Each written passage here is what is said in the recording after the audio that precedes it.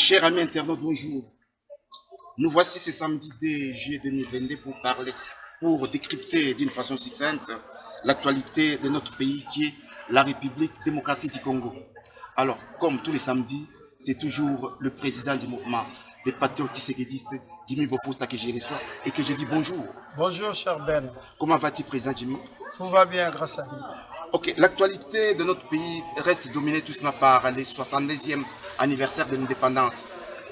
Quel est ton mot à dire là-dessus? Vraiment, j'ai le sentiment de colère et de tristesse parce que vous savez, quand on a accédé à l'indépendance, on a connu un grand problème, c'est la mort de notre premier ministre Patrice Emery Lumumba. Et aujourd'hui, nous fêtons le 70e anniversaire, la liberté des Congolais que M. Patrice Emery Lumumba avait combattu. Et on n'a pas encore cette liberté. Et aujourd'hui, nous déplorons encore l'agression des voisins et la mort de nos compatriotes à l'est de notre pays. Et voilà, c'est pour cela que je suis en colère. Ok, alors, président Jimmy, comment on a que nous voilà, depuis le Lumumba Koufa, ça fait maintenant 62 ans. Ouais. Alors, d'après, en tant qu'analyste et puis en tant que politique, 62 ans après, Nini, relique Naizongi. Alors, pourquoi les autorités, il y a des régimes successifs et soit qui tend pour que nous voilà, Félix Ayako, au sein de la relique. Lecture, mes amis. Ouais, voilà, vous savez, depuis l'assassinat de notre premier ministre Lumumba et jusqu'aujourd'hui à l'arrivée de son excellence président Félix Tshisekedi, tous les dirigeants qui sont passés au Congo, et ils étaient déconnectés de la réalité du Congo. C'est des gens qui ont servi aux forces négatives qui avaient éliminé notre premier ministre. Et aujourd'hui, nous avons notre fils du pays, Mwana Mboka ya Congo, Olelo a eu conscience que Boroko Salara fait tant que papa n'a pas assassiné. Donc, M. Félix Tshisekedi a respecté l'histoire. Il fallait que nous tous salamatanga ya premier ministre Lumumba to kundaye avec honneur pour que Maramboka na biso qui est voilà. Ok, mais yo osali en politique. Alors tant que vous voilà lelo toujours Mwana Mboka. C'est que ba président ba précédent qui Félix parce que ba Mboka té. Je ne peux pas dire ça en tant que politique, mais la personne qui aime le Congo et qui ne va pas trahir le Congo. Donc, Félix Tshisekedi, d'abord, c'est notre frère et il nous représente. Et c'est quelqu'un qui nous ressemble aussi. Ça veut dire que nous avons la confiance à eux. Nous avons redémarré Makamutu na Congo. Il fallait à Senga. Pardon et pas Nzambe au nom de présent nyoso balika na Congo. Et ça significatif.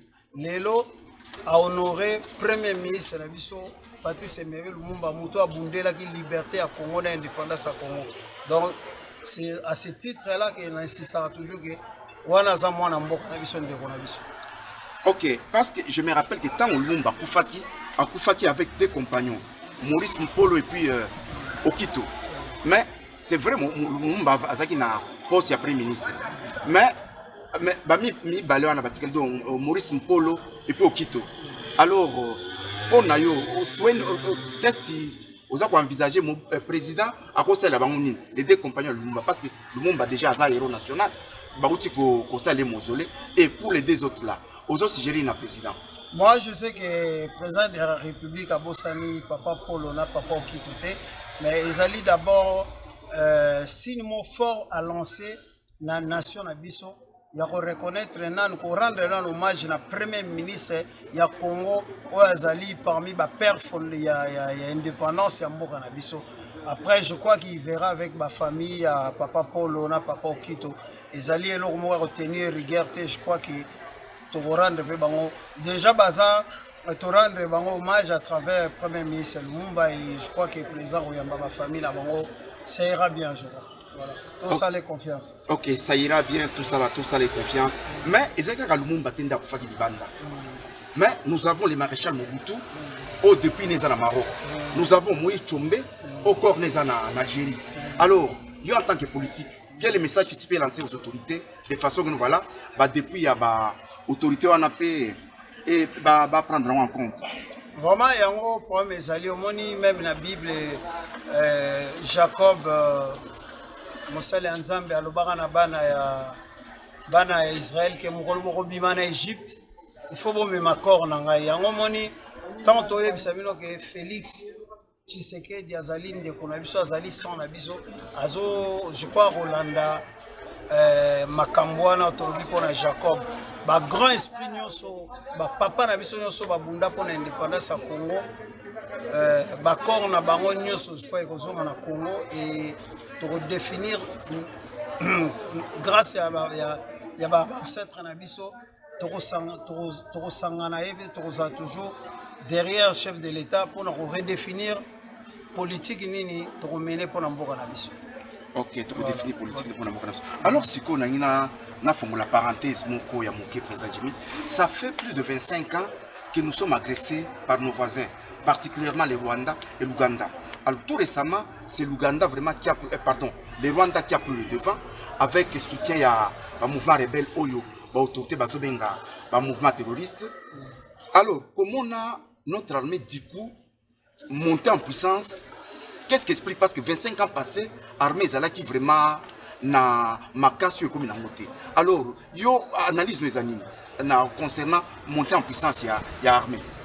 Bon, mais zalika ke omoni lelo éveil au bana Congo nyonso bazui tant au peuple azui décision lelo ya kotelemela mboka na ye nde tozoloba boyeke tant ekomi ntango toza na mwana mboka Félix Tshisekedi ya to se réapproprier mboka na biso lelo conscience wana je crois que ekoti na ba congolais nyonso ti na kati ya armée ke il faut totelemela mboka na biso po mutu akoya kobundela biso pona acha mboka na biso kimi azate ezaka biso mo ba congolais mutu il faut totelema donc yango moni élan patriotique wana eketi na armée et tozosenga toujours na chef de l'État à continuer à recruter des jeunes. Nous sommes une population de 100 millions d'habitants. Je crois que nous avons 1 million, 2 millions de militaires et que ça la mboka bien. Et bisomo ba Congolais faut avoir conscience il y a défendre ma belé na biso yango moni esprit wana et côté pas ba soda na biso ba zule conscience que musa na bango ezali a kobatela mboka na biso. Voilà. Donc c'est ce que je peux dire c'est ça.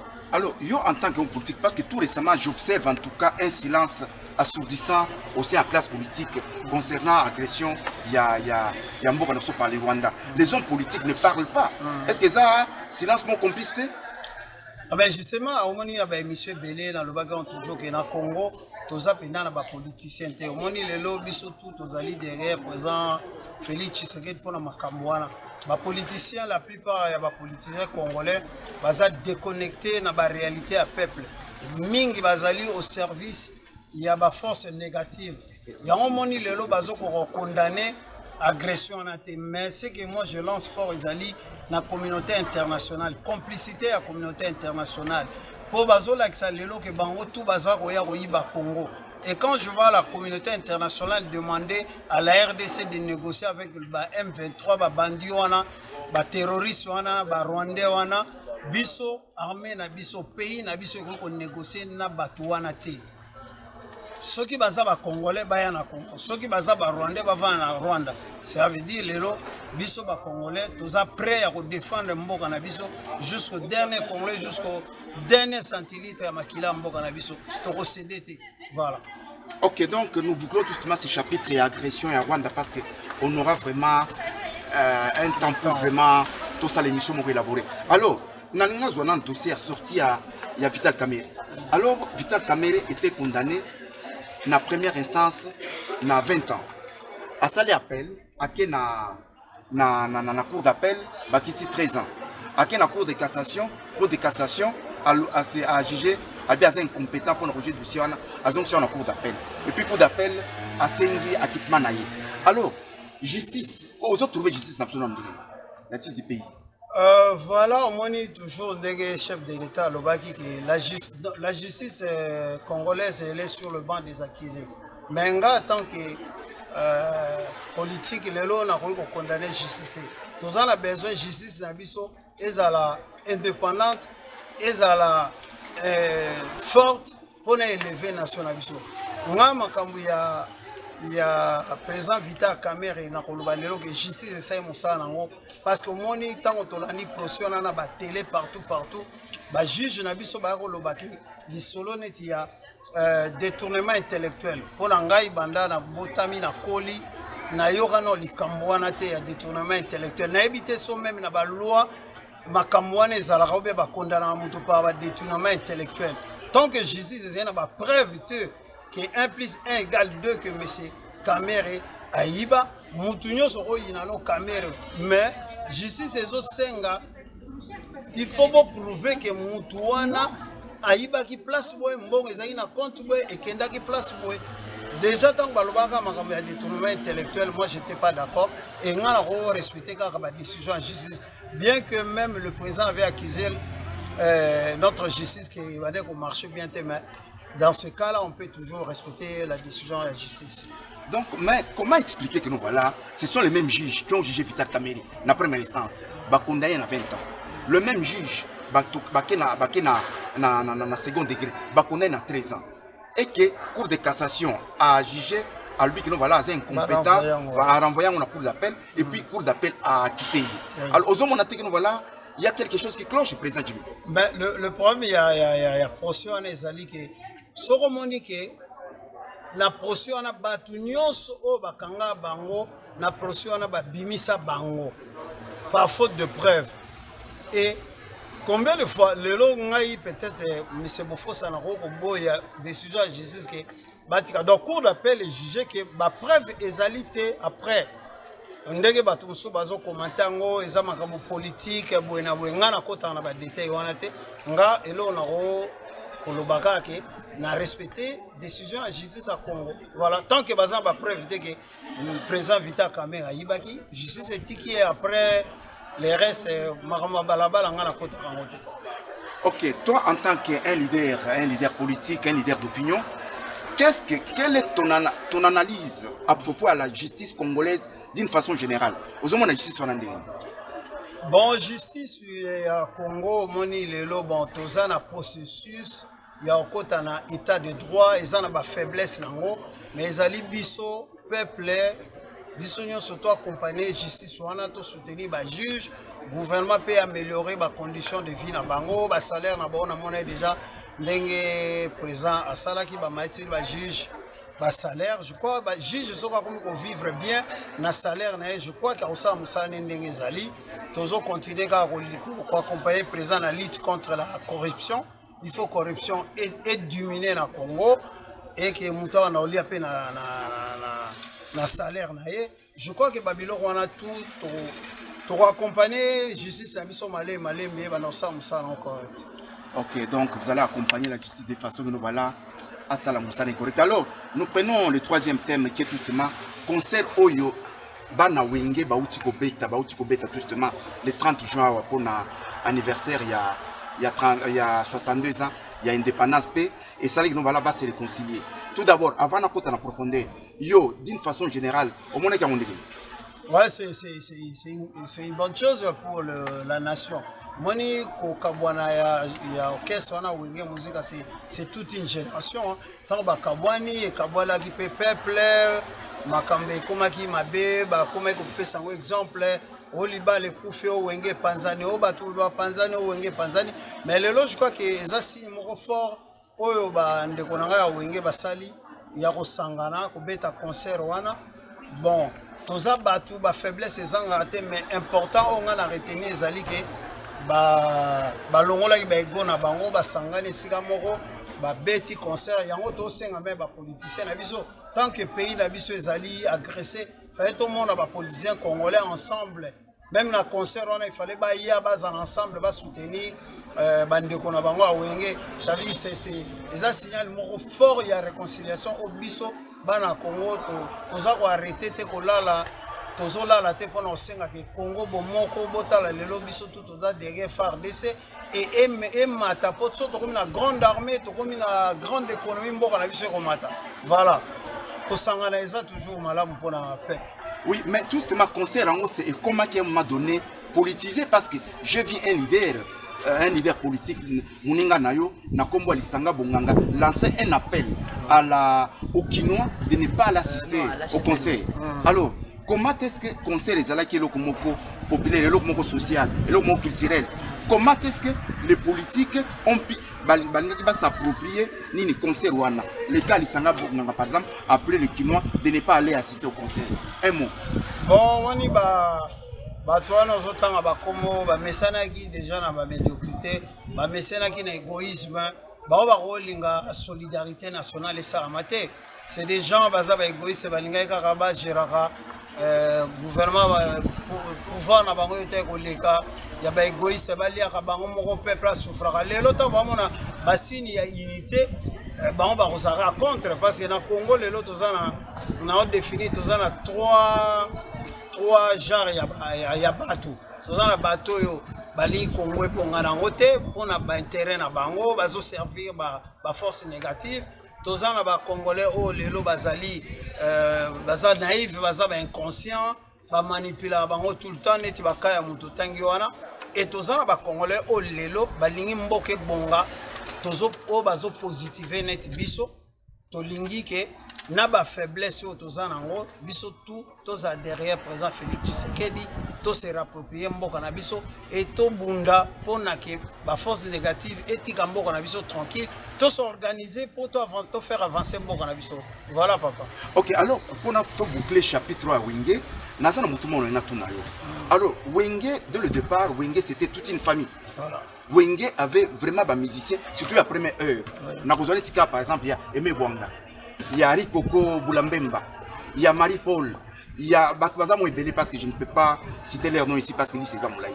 Alors comment on absence à Batouana le 30 il y a Osapé Moana parce que Osamwana Bandal. Un mot.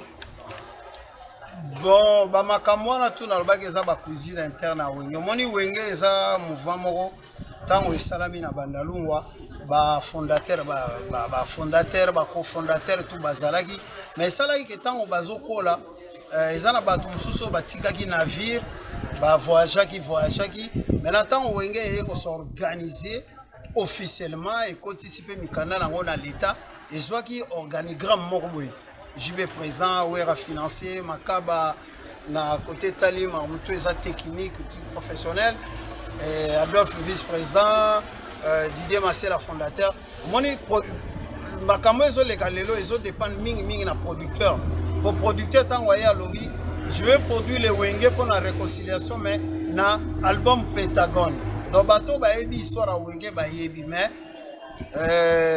voilà eza la polémique c'est une famille on ezali kaka nde na yebisaki on émission passée ezali une première to remercier Amadou Djabi qui nous a fait rêver qui nous a akobisi rêve na biso ya kosangisa Wenge to remercier pe ba autorité ya mboka na sécurité ezali na stade essentiel to retenir yango wana je crois que na ba concert mususu koya pona Wenge je crois que ba retenir compte pe ya bandeko na ba mususu bazalaki suna bango te voilà c'est une famille je crois que bokomona batona mususu prochainement. OK, donc maintenant nous abordons tout simplement les derniers thèmes, c'est-à-dire les thèmes sensibles. Alors j'aimerais que d'une façon succincte, aucun peu qu'on brosser, pardon, qu'on réponde à ma question. Alors maintenant, Président Jimmy, nous avons la diaspora, c'est-à-dire les Congolais de l'extérieur, en d'autres termes, nous avons la diaspora. Alors, l'article je me suis posé la question, la diaspora congolaise, une bénédiction pour les pays ou une malédiction? Yosa la diaspora, aux hommes politiques. Tout d'abord, ma première question, tant que la diaspora congolaise, la diversité, quelle est ton analyse d'abord? Mais diaspora congolaise, quand on parle déjà d'une diaspora, on parle déjà des gens qui sont organisés. Moni le lobby soba congolais, autovan la mine étranger, nga na passe ya robin ba diaspora parce que tout ça peut organisé. Normalement diaspora pour nous avoir une bénédiction pour na mboka il faut batu baza organiser et on doit s'écouter aussi. Il faut en fait l'objectif na biso soki lelo ba diaspora bazo tombokela mamboka et mamboka on se il faut tozala batu to réfléchir bien to yeba au juste mboka na biso to tomboka pona nini to vendre autour d'une table to solo au mona awa na l'étranger ba diaspora toza organisé te ba misu balinga yoka batu te ba misu amona kaneti bango balingi Congo koleka baninga mususu bango bamona neti Congo comment ya bango les autres ils peuvent pas parler et c'est que moi na mitungisa mika na mona lelo que beaucoup d'intellectuels ont abandonné le débat débat lelo comme bato balabala. Les gens de la balabala, bato balabala ba confisquer débat ya mama mboka. Parce que biso diaspora pour na tozala une bénédiction pour la Congo, ça veut dire il faut tout accompagner, tout sunga bato bazana mboka na gouvernement, na chef de l'État bayoka pe biso. Donc pour bato na bayoka biso, il faut tous organiser. Or lelo, moi je te dis la vérité, la diaspora congolaise n'est pas une bénédiction parce que nous ne sommes pas organisés. Voilà. Ok. Est-ce que le fait il y a Kotinda Kambongo Namboka parce que diaspora ils ont se prétendre voilà ils ont Namboka. Le fait il y a Kotinda Namboka, c'est là le développement? Non. Le fait Kotinda Namboka, tous a aider bande qu'on a biso. Parce que soto bito kota na ba détail wana baloba ke le fait Kotinda Namboka nde toza na pouvoir wana ya ko salaka o biso to lingi pona mboka. Non, Kotinda Namboka bien sûr, mais biso mon père il faut tout s'organiser parce que Kotinda Namboka d'une façon un peu individuelle. Moto na mutazo kipe famille na e ezapena baduluzu batinda Namboka te, mais problème ezali il y a à comprendre parce que biso toza ba congolais parce que pas ba congolais ba kambesi la raté photo yeba et loro ni to lingi pona mboka na biso et il faut toza pétant il y a kutanaka il y a vanda il y a s'écouter parce que comment tu muto kangi bon moni ngana bundela ka mboka ngala donc muto ali ko yoka muto azate wana eza ba désordre. Voilà, donc il faut bato bazala organiser et organisation il y a diaspora et qu'on se faire sentir na mboka parce que le lo so babi mboka ils ont besoin éthique la même diaspora ba ministère et qu'on a le trouble parce que les gens ils sont pas organisés. So babi le lo bombo lu kerabi so bato diaspora to basola po to c'est moko bato diaspora bazana mboka kuna présent ko yamba ba mais quand on regarde bato yamba kuna bato na ba mingi kuna ba na politique te na poto pe basola raté mais tout le monde ba yambi ba on a kino moni on a tout ezali parce bato baza organisé te. Oh, biso na diaspora, surtout na France, to yebi nani asala la politique, nani mais pas c'est quand to lingi kondimanate, to lingi individualité, voilà, tout ça c'est ça passe bon en bon.